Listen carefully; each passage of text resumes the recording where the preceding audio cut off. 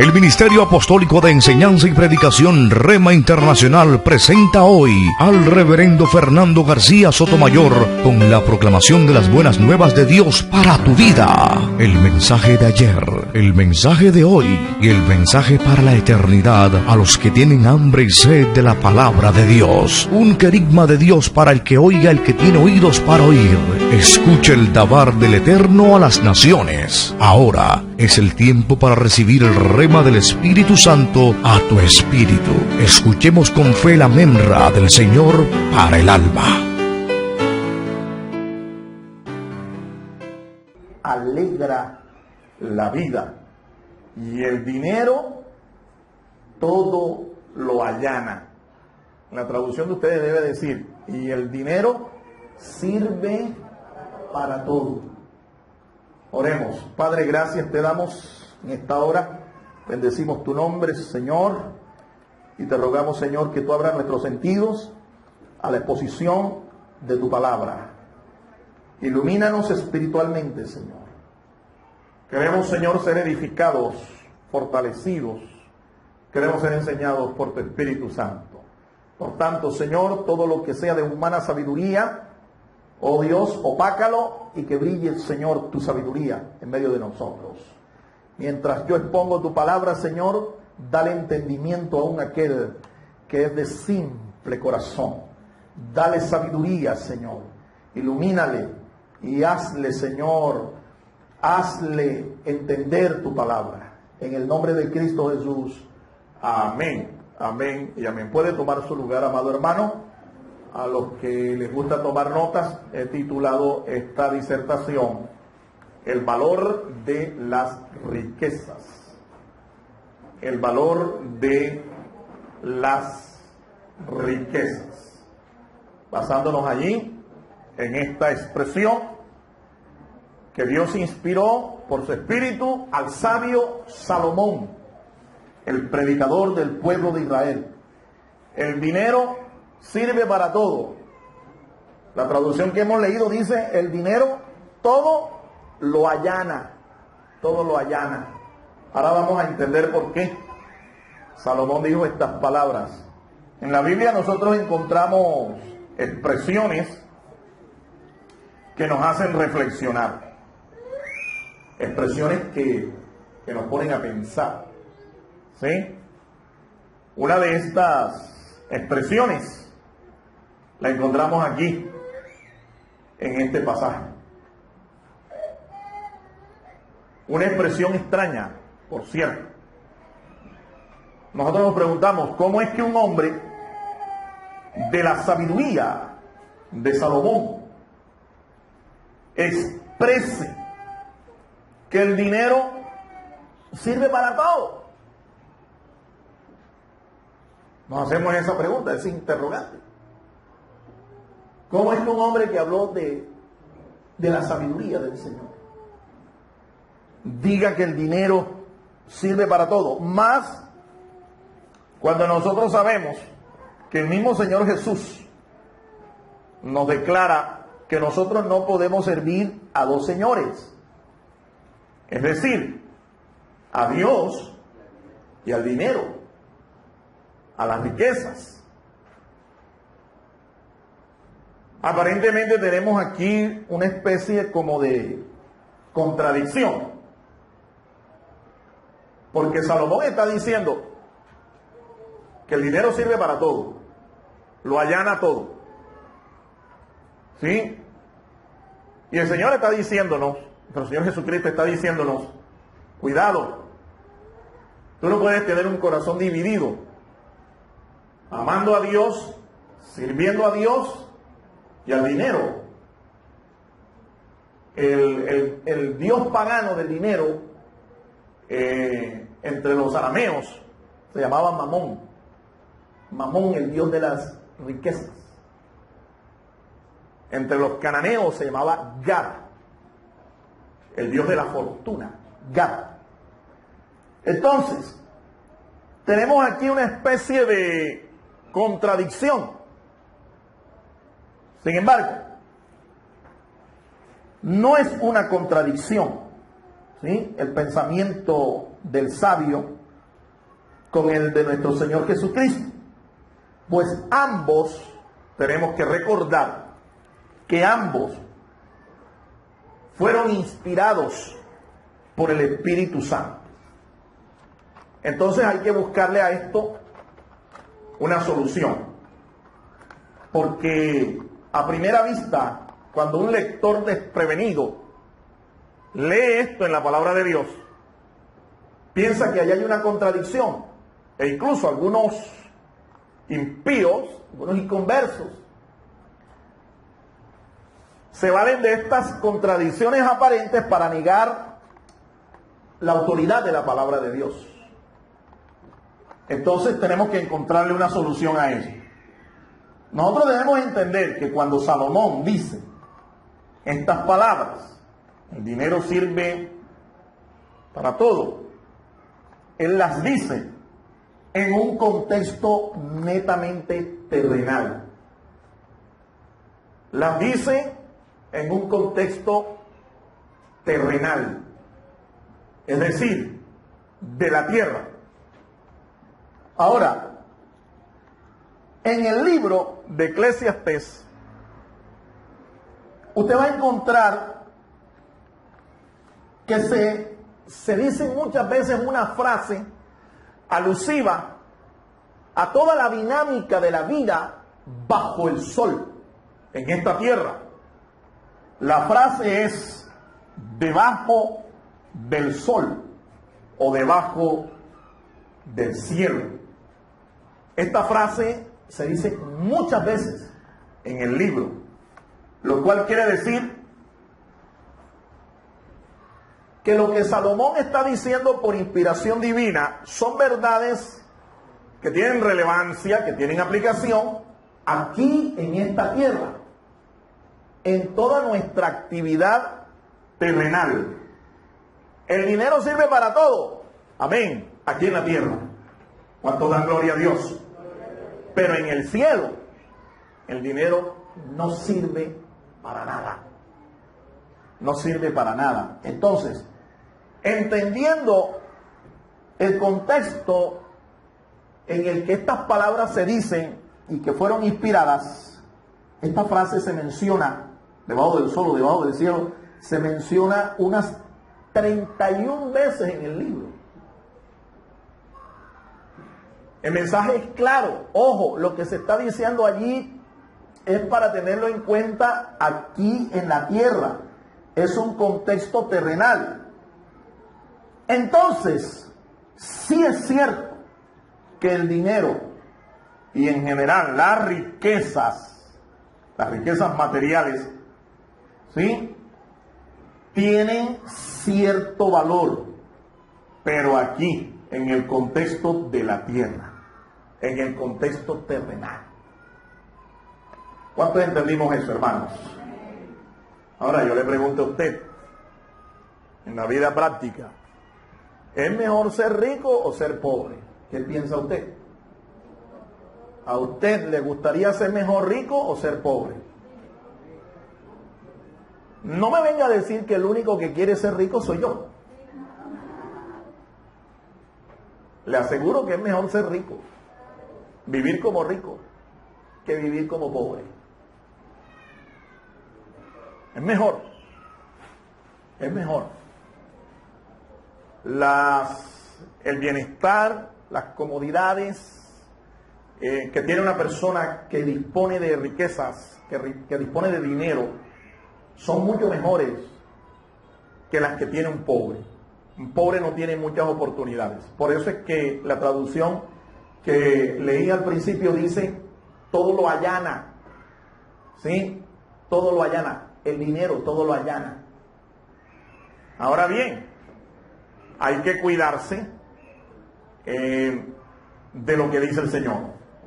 Nuestro Señor Jesucristo dice que tú no puedes adorar, ministrar, servir a dos señores. Tú no puedes servir a Dios y no puedes servir a Mamón, el Dios de las riquezas. No puedes, porque terminarás amando a uno y aborreciendo al otro. Entonces, Es el amor, escuchan, al dinero, lo que la palabra de Dios condena. El amor, el apego a las riquezas. Pero desear tener una vida rodeado de comodidades, de riqueza, no es pecado. No es pecado. Algunos inclusive van más allá. Llegan a decir que el dinero es del diablo. Que el dinero no es de Dios. Pero la Biblia dice todo lo contrario. La Biblia dice que es del Señor el oro y la plata. ¿Cuántos creen eso, hermanos? Entonces, hablando en términos morales, el dinero ni es bueno ni es malo. Moralmente hablando, el dinero tiene una condición de neutralidad. Es neutro. Lo que sucede es, como lo vamos a ver, que depende de la persona que tenga el dinero, depende si lo usa para cosas buenas, obras buenas, o lo usa para obras malas. Depende de la persona, pero no del dinero. Depende de quién lo posea, de quién lo disponga. Las siguientes razones revelan el valor de las riquezas terrenales. La primera de ellas, el dinero sirve para todo. El dinero todo lo allana, porque sirve para obras buenas y sirve para obras malas. Sirve para todo, ya lo sabemos, en el contexto de esta tierra. Aquí en esta tierra. Le cuento, ahora rato estábamos oyendo cuando estábamos siendo ministrados con las ofrendas y los diezmos. Momento en el que usted tiene que mostrar su fe, su fidelidad y su obediencia al Señor. Escuchábamos que nada de lo que nosotros hemos cosechado, acumulado en este mundo, en esta tierra, no lo vamos a llevar. Nada.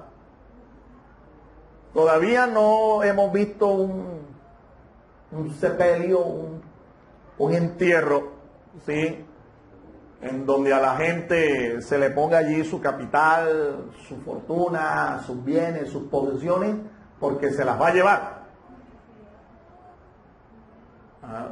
Unos pueblos antiguos, entre ellos los egipcios, sí tenían la costumbre de que en el féretro del difunto o la difunta le colocaban toda clase hasta de comidas, ropa, bienes, vestidos, posesiones, piedras preciosas, porque pensaban que cuando ellos llegaban a la eternidad, algo tenían ellos que pagar para entrar al paraíso de los dioses. Entre los griegos se cree que cuando una persona muere, ellos tenían que colocar en los párpados del difunto o la difunta un par de monedas, porque esas monedas, al llegar al Hades, primero tenían que atravesar una especie de lago, y el barquero que atravesaba el alma del mundo al inframundo, es decir, al Hades, ese barquero cobraba el pasaje. Entonces el difunto tenía que llevar un par de monedas para entregárselas al barquero, si no, el barquero no le hacía el viaje, ¿no le parece? Y ustedes ven en algunas películas de trasfondo griego que a los griegos se les colocaba, se les incineraba el cuerpo y se les colocaba un par de monedas en los ojos. Para el barquero era para pagar el pasaje que lo llevara al Hades. Entre los griegos se creía eso, entre muchos pueblos paganos otra serie de costumbres, pero entre nosotros los cristianos sabemos que cuando tú te mueres, así como viniste desnudo a esta tierra, desnudo te vas de ella. ¿Cuántos dan gloria al Señor, hermanos? ¿Cuántos dan gloria a Dios? Entonces, entre las obras buenas para las cuales sirve el dinero, nosotros podemos ver muy claramente que con dinero se promueve la obra de Dios aquí en la tierra. Con dinero. Le voy a poner dos ejemplos. Cuando Dios le dio la orden a Moisés de construirle un santuario, un tabernáculo portátil, el Señor mandó a Moisés que recogiera una ofrenda del pueblo. Y con esa ofrenda, él iba a construir todos los utensilios que se iban a usar en el tabernáculo. Y efectivamente, Moisés, muy obediente al Señor, levantó la ofrenda, motivó al pueblo y la gente dio de sus posesiones. Estoy hablando del pueblo que salió de la cautividad de los egipcios, los hebreos. Y usted me dirá, ¿y entonces con qué plata? ¿Con qué materiales? Si esa gente salió de 400 años de esclavitud. Pues déjeme decirle que cuando ellos salieron, Dios puso en el corazón de los egipcios que ellos bendijeran al pueblo de Israel. Y literalmente las escrituras dicen que ellos despojaron a los egipcios con alhajas, prendas, joyas, oro, plata, dinero. Y todo esto fue lo que sirvió para después construir el tabernáculo. ¿Con qué se hizo ese tabernáculo, mi amado hermano? Con dinero, con plata. La gente tuvo que meterse la mano al drill, ¿me entiende? Y de lo suyo, contribuir para la obra de Dios. Y esta es una buena obra. El dinero sirve para promover la obra de Dios aquí en la tierra. Le doy otro ejemplo. En los días del rey Salomón, David había también en su corazón anhelado construirle a Dios una casa, un templo.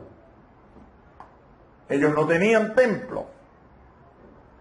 Dios le permitió al rey que él atesorara, pero no le permitió al rey David construir el templo. Le dijo bien claro al rey que quien iba a construir el templo era su hijo, el pacífico Salomón. Salomón efectivamente construye el templo, pero Salomón, de la misma manera en que Moisés lo hizo, también él, de su propio tesoro, motivó también a los príncipes del pueblo y a todo el pueblo para que contribuyeran para la obra de Dios.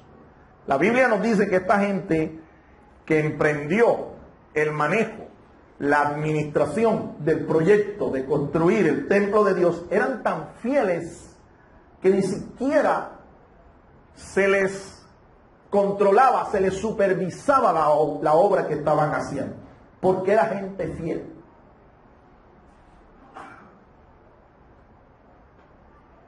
Ellos no eran supervisados, no eran controlados, era gente fiel. Y la gente daba, inspirada por el Señor, inspirada por el rey Salomón, pero también inspirados por el testimonio fiel de los tesoreros.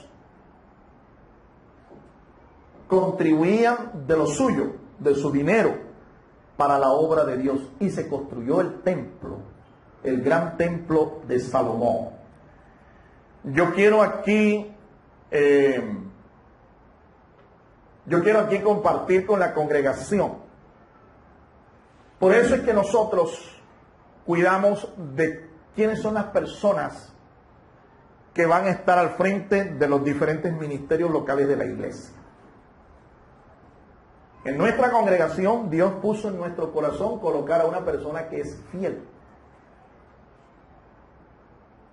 que tiene la capacidad, tiene la competencia para esto, para manejar el tesoro de la iglesia, administrar el tesoro de la iglesia. Y esto lo hicimos mi esposa y yo, porque nosotros sabemos que esto inspira confianza en el pueblo. Una de las cosas más delicadas para manejar en un ministerio, en una iglesia, en una congregación cristiana, es precisamente el dinero. Pero cuando se tiene gente fiel, eso transmite confianza. Y hasta el día de hoy, con la ayuda del Señor, por su gracia y su misericordia, la obra se está haciendo fielmente. Hay un ministerio que está motivando a los hermanos para que contribuyan de sus fondos para nosotros tener nuestra propiedad y construirle al Señor una casa, un templo. Yo estoy participando allí, yo estoy contribuyendo allí. Pero es necesario que hoy los motive para que, a pesar de las crisis, las circunstancias que estamos atravesando en estos momentos, usted no cese de ser fiel y siga contribuyendo con su dinero, con su plata, para el ministerio Corbán, que es el ministerio que Dios va a usar en esta congregación para nosotros tener la posibilidad de construir una casa, un templo para la gloria del Señor. Yo he sentido la crisis económica en este tiempo, esto no es un secreto. Y sé que muchos de ustedes también han estado atravesando momentos económicos difíciles. Sí, en la vida cristiana también se disfruta de abundancia, de escasez, o de un síndrome que nos ataca a veces a todos. Platitis aguda crónica. Nos afecta el bolsillo. Pero mi amado hermano, a pesar de las circunstancias, a pesar de la escasez, a pesar de que no tengamos muchas fuerzas económicas, manténgase fiel, porque su dinero se está invirtiendo en una obra buena. Se va a invertir en una buena obra, la obra de Dios. Alabado sea el nombre del Señor. Con dinero, escúcheme, se consigue también bienestar terrenal. Como hemos dicho, es mejor vivir como rico que vivir como pobre. Ahora, déjeme decirle, algunos hermanos a veces hasta satanizan el hecho de que usted pueda disfrutar de este mundo. Pero déjeme decirle, Dios quiere que usted disfrute de este mundo, disfrute de las cosas que hay. Tenemos derecho. Este mundo, al fin y al cabo, la tierra, el mundo y su plenitud, ¿a quién le pertenece? A Dios. Él es nuestro Padre. ¿Y qué padre no está de acuerdo, no siente en su corazón que sus hijos tengan derecho de todo lo que él tiene? ¿Qué padre es aquel que de lo suyo no quiere que sus hijos disfruten? El Señor Jesús dijo que si nosotros, siendo malos, sabemos dar buenas cosas a nuestros hijos, ¿cuánto más nuestro Padre Celestial nos dará inclusive hasta su espíritu? Entonces, quiero decirle, mi amado hermano, no es un pecado disfrutar de lo que hay en este mundo. Unas buenas vacaciones. ¿Ve? ¿Por qué no un buen crucero? ¿Por qué no una noche con su esposa, su esposo, o 2 o 3 noches de vacaciones, plenas vacaciones, de descanso? ¿Por qué no disfrutar de una buena casa de campo, por ejemplo? ¿Por qué no disfrutar de una buena comida, unos buenos restaurantes? Yo quisiera tener dinero, hermano, para viajar por el mundo entero, conocer el mundo y obviamente dar testimonio de mi fe. Pero no lo puedo hacer porque no tengo dinero. Y me pongo a pensar, ¿será un deseo pecaminoso el que yo desee tener por lo menos una casa propia, digna, que yo tenga un buen automóvil? No, eso no es ningún pecado, hermano. No es ningún pecado. Lo que sucede es que eso se hace con dinero. ¿A cuántos de ustedes, por ejemplo, no les gustaría llevar a su familia, su esposo o su esposa, a 15 días de viaje a las playas de Acapulco, en México, un ejemplo? ¿A quién no? ¿A quién no le gustaría sentarse, verdad, y disfrutar de una buena comida en el mejor restaurante del mundo? Allá en Don Cangrejo. ¿Ve? Me estaba diciendo Daniel el otro día, mi hijo, que hoy está cumpliendo años. Me estaba diciendo que le gustaría viajar en un avión o en un crucero, porque a él le gustan mucho los barcos, los cruceros. Y yo le decía, papi, es que esto se hace con dinero.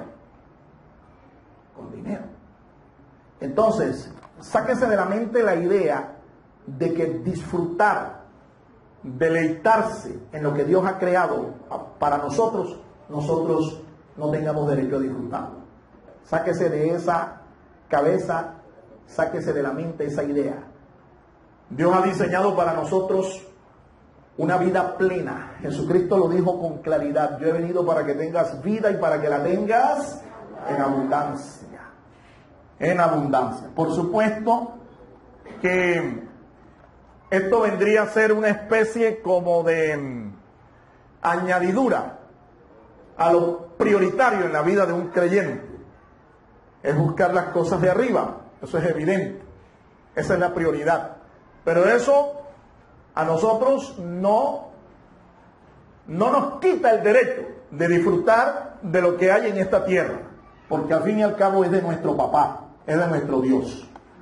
Tercero, con dinero se pagan tributos, se pagan impuestos.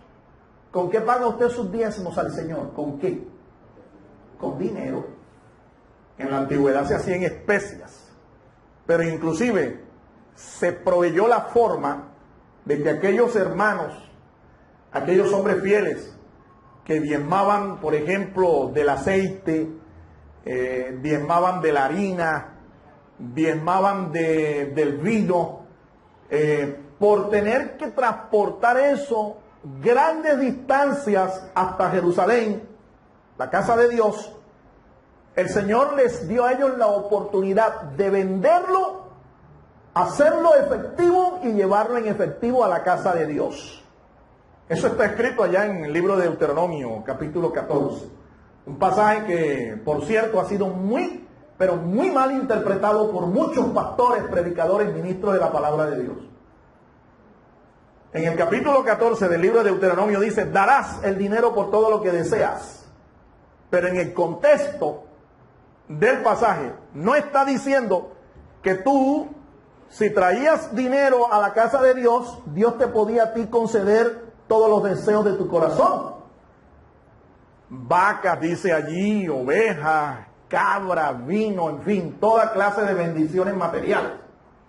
En el contexto del pasaje se explica que eso no se podía hacer siempre y cuando la persona tenía que transportar ese diezmo en especies, grandes distancias enormes, para llevarlo hasta la casa de Dios. Entonces esta persona, para no hacer eso, se ahorraba el flete, el pago de transporte, vendía el diezmo, lo convertía en dinero y ese dinero era el que llevaba a la casa de Dios. Inclusive tenía que ser en la moneda del templo, el dinero del templo. En el templo se manejaba una moneda que se llama el ciclo del templo. Por eso era que había en el templo casas de cambio, porque en el templo de Dios no se recibía cualquier moneda. Tenía que ser el ciclo del templo, la moneda del templo. Entonces, eso lo convirtieron en un negocio. Ustedes recuerdan que nuestro Señor, cuando llegó al templo de Jerusalén y vio que la casa de Dios la habían convertido en un negocio, Él cogió y se armó de un azote y empezó a volcar las mesas de los cambistas. ¿Los cambistas de qué? Era que cuando la gente llegaba con dinero de pueblos gentiles con monedas extranjeras, tenían que hacer el cambio. Y en el cambio, los cambistas se ganaban su porcentaje. Con otros que venden lo mismo, bájenle el precio. Eso es una buena estrategia. Pero no haga lo contrario. No venda cosas que no sirven. ¿Sí? No venda cosas a un precio escandaloso. Porque es que yo tengo que ganar, pastor. ¿Ganar qué? Te estás ganando es la maldición de Dios, no la bendición. ¿Dicen amén? Amén. Si no lo dicen, de todas maneras, así dice la palabra de Dios. Así dice la Biblia. Proverbios 10:2. Alguien que pueda leer ese pasaje para que vea usted. Proverbios de Salomón, capítulo 10 y el verso 2. Cuando las riquezas no provienen de bien, no las vas a disfrutar, no va a ser provechoso. Se te van a ir como agua entre las manos. ¿Cómo dice el texto? Alguien que lo pueda leer allí. Los tesoros de maldad no serán de provecho, mas la justicia libra de muerte. La primera frase es: los tesoros que provienen del mal, de la maldad, no serán provechosos. ¿Está claro eso o hay que explicarlo aquí hermenéuticamente? Eso está claro. Usted vende comidas, tiene un restaurante, venda bien, buen precio, calidad, cuide la preparación, compita con los que la competencia, póngale calidad, baje el precio y usted verá a ver. Usted revende, usted compra y vende. Sea justo en lo que cobra. Sí tiene derecho a ganar, pero sea justo. No se vuelva un aprovechado, un explotador, un usurero. Ahora, entre los creyentes, escúcheme, uno puede negociar entre creyentes. Usted con un hermano puede negociar. Lo que no se puede es prestar, pero usted puede negociar. ¿Cómo así que no puedo prestar? No, no preste. Regale. Ofrende. Pero no se ponga a prestar, y menos a un hermano que está necesitado. ¿Sabes por qué? No te va a pagar. No tiene con qué. Entonces usted, para evitarse amarguras, malos ratos, malos entendidos, vas a perder la amistad del hermano, vas a perder, mejor dicho, a veces hasta la salvación y el testimonio. No le prestes, regálale. A su nombre. A su nombre. Negocie, negocie.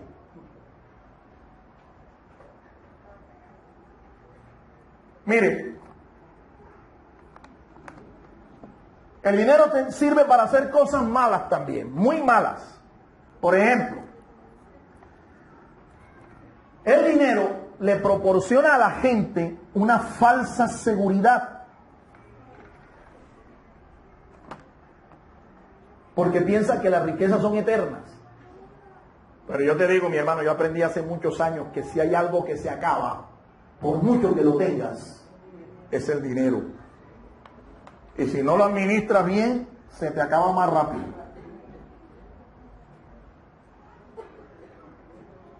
Esa falsa seguridad a veces es el impedimento para que muchos vengan a los pies de Cristo. Algunos creen que no necesitan de nada ni de nadie cuando están rodeados de riquezas. Entonces viene Dios a veces, en ocasiones, en su propósito, a una persona que fue millonaria, multibillonaria, trillonaria. ¿Sabes qué hace el Señor? Los empobrece, los arruina. para que ellos entonces dejen de confiar en las riquezas y comiencen a confiar en el Señor. Yo conozco gente millonaria que el Señor la arruinó y después los llamó. Y hoy están en el Señor viviendo con lo que es necesario. Viviendo del sustento diario. Alabado sea el nombre del Señor. Cuando se atesoran las riquezas, traen males. El dinero, mi amado hermano, es para invertirlo, para gastarlo. No es solamente para contarlo. Una persona que tiende a acumular riqueza, acumular dinero, termina hasta perdiendo el sueño,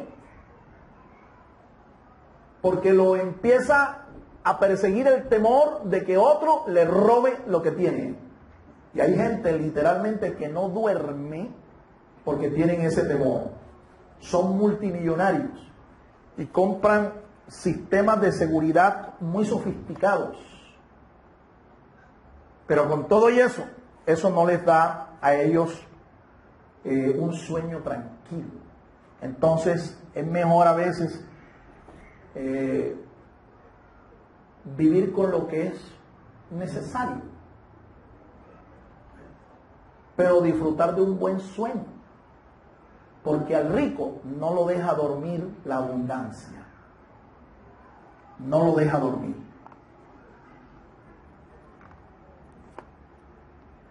Por medio del dinero, escuchen, se soborna la autoridad. Una persona con dinero puede comprar el voto, la conciencia, puede comprar a un juez, el veredicto de un juez, puede comprar lo que quiera con dinero aquí en la tierra.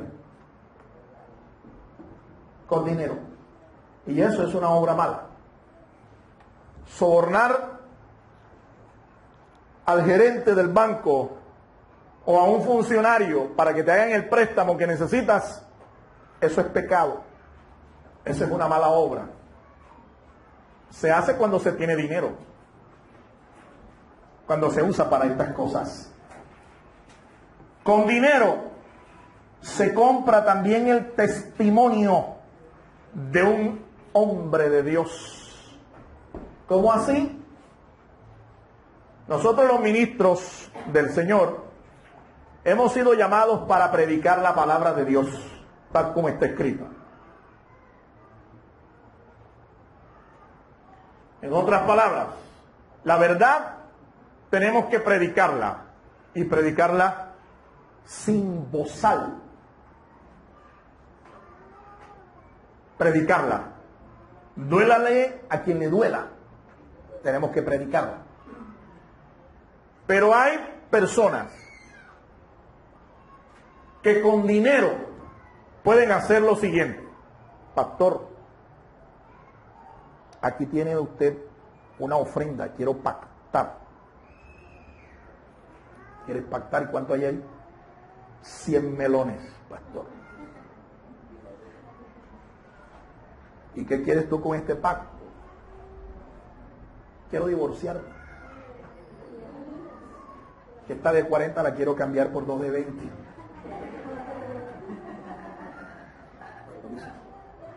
Vamos a orar. Padre, aquí está tu siervo.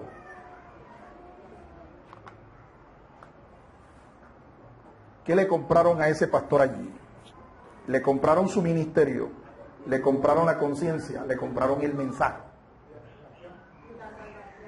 Obviamente, porque con el pacto se va para el infierno también. Pero eso suele ocurrir mucho, mi amado hermano. Y hoy en día hay muchos pastores que han vendido su testimonio, han vendido su mensaje, han vendido su ministerio por un puerco plato de lentejas, por dinero. Por dinero. Esaú vendió hasta su primogenitura, pero Esaú era un profano, por un plato de lentejas. Esto lo puede hacer obviamente una persona que tiene dinero, porque uno que no tenga, ¿qué va a pactar? ¿Con qué se le va a presentar al pastor allá para decirle, pastor, mire, vea, aquí está mi ofrenda de pacto? No tiene dinero. Hay gente que se vende por menos. ¿Eh?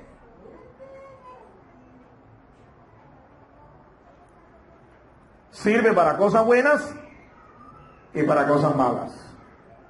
Número 2. El dinero también sirve para atesorar recompensas en el reino de Dios. ¿Cuántos creen eso, hermanos? Amén. Sirve para atesorar recompensas en el reino celestial. Mira, cuando yo pago mi diezmo aquí, yo lo estoy pagando aquí, pero en realidad ese pago se convierte en una inversión en el reino de Dios. En el mundo espiritual tú estás invirtiendo. Y no solamente eso, estás atesorando recompensas que son eternas.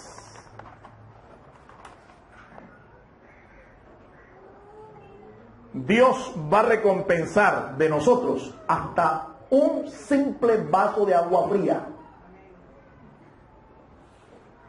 Hombres como Nehemías, Esdras, sabían estas cosas. Por eso, allá en el libro de Nehemías hay una oración maravillosa de este siervo de Dios, un funcionario. No era ministro siquiera, sacerdote, escriba ni profeta. Era un funcionario civil, Nehemías. Pero él se dejó usar para reconstruir las murallas de la ciudad de Jerusalén y la ciudad misma. Y él orando al Señor, al final de su obra, de su ministerio, él decía, Señor, acuérdate, acuérdate, acuérdate, porque él sabía que Dios es galardonador de los que le buscan. Nada de lo que tú siembres, nada de lo que tú inviertas en el reino se va a quedar sin recompensa de parte del Señor. Siempre lo he dicho, Dios no necesita de nuestro dinero, pero Él quiere recompensarnos y se vale de estas ocasiones para hacerlo. Así que, mi amado hermano, no pierdas tu recompensa, no pierdas tu galardón. Aprende a invertir con tus riquezas, a invertir en aquello que te va a recompensar eternamente. Alabado sea el nombre del Señor. Y quiero decirle finalmente que estas recompensas están aseguradas. Yo no sé si usted se ha dado cuenta que cuando usted va a una institución, un banco, por ejemplo, y usted tiene una cuenta y usted comienza a acumular dinero allí, a ahorrar, ¿sí? Hay un sistema de protección para esos ahorros. El Estado ha diseñado un sistema por si de pronto el banco donde usted invierte, la corporación donde usted invierte su dinero, donde usted coloca ahí sus ahorros, quiebra y no puede responder. El Estado tiene como una especie de seguro para esos ahorros. Y a la final, si esa situación llegase a darse, el Estado le responde a usted. ¿Sí? Porque el Estado reconoce que ningún banco es completamente fiel ni seguro para guardar su dinero. Pero la Biblia nos dice a nosotros que si tú atesoras en el reino del Señor, allá ni el orín ni la polilla corrompen, ni hurtan ladrones. Están aseguradas tus recompensas, mi amado hermano. Por eso le animo, para que usted siga invirtiendo su dinero, sus riquezas en el reino de Dios. Porque allí es donde verdaderamente nosotros vamos a tener recompensas. Yo quiero concluir en esta hora haciéndote una pregunta. Si Dios te hiciera a ti rico, ¿qué harías tú con esas riquezas? ¿Qué harías? Yo he aprendido que la mejor manera de invertir mis riquezas es haciendo el bien a mi prójimo e invirtiendo en la obra de Dios.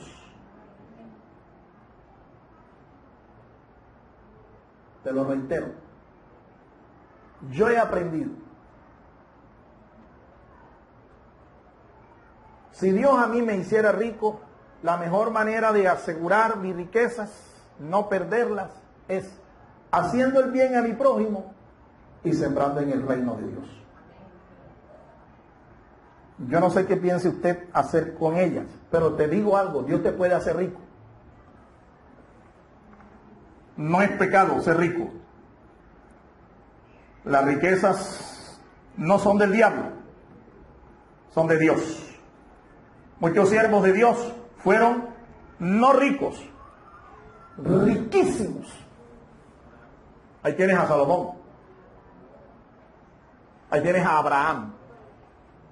Riquísimos. El rey David.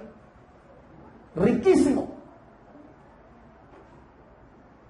Ahora, lo fueron en el pasado y lo son hoy también. Hoy también los hay.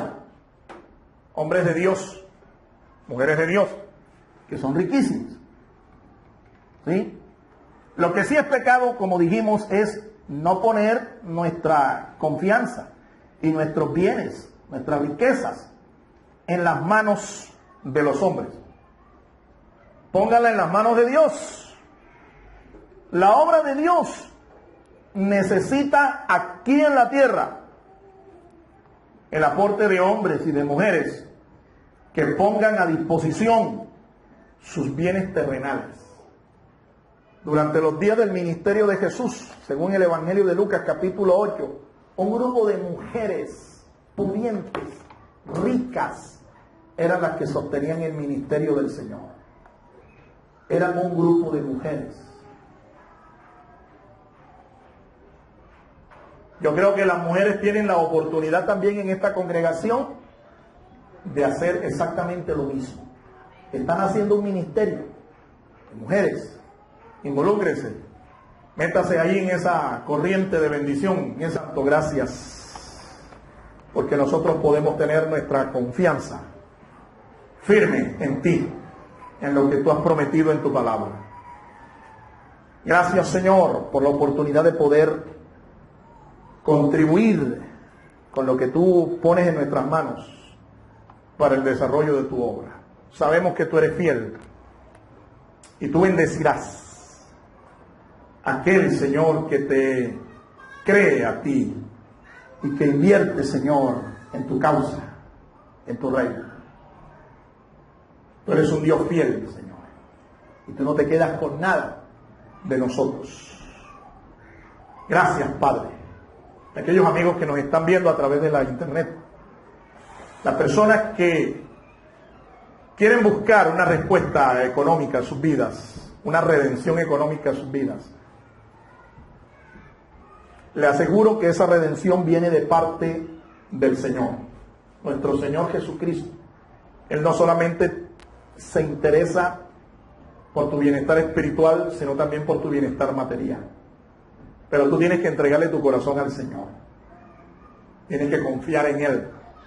Tienes que entregarle las riendas de tu vida a Él. Y si en esta ocasión tú dispones en tu corazón recibirle, Él va a entrar en tu corazón. Y Él te va a dar la sabiduría. Y te va a dar su bendición. Para que tú salgas de la crisis, del aprieto en el que estás. Y puedas ver la gloria de Dios. La Biblia dice que es la bendición de Dios la que enriquece y no añade tristezas con ella. Si tú quieres recibir al Señor, dígalo conmigo de esta manera. Diga conmigo: Señor Jesús, yo te recibo hoy como mi único Salvador y Señor. Te ruego, Señor, que escribas mi nombre en el libro de la vida y no lo borres de allí jamás. Perdona mi pecado, mi indiferencia, mi ceguera. Hoy te reconozco, hoy te acepto y te invito a entrar a mi corazón. Séllame con tu Espíritu Santo y dame tu bendición, Señor. Gracias, Padre, porque ahora soy hijo de Dios por la fe en Jesucristo. Amén, amén y amén. Si usted ha hecho esta oración, le invito para que usted siga dando pasos de fe en su vida como cristiano.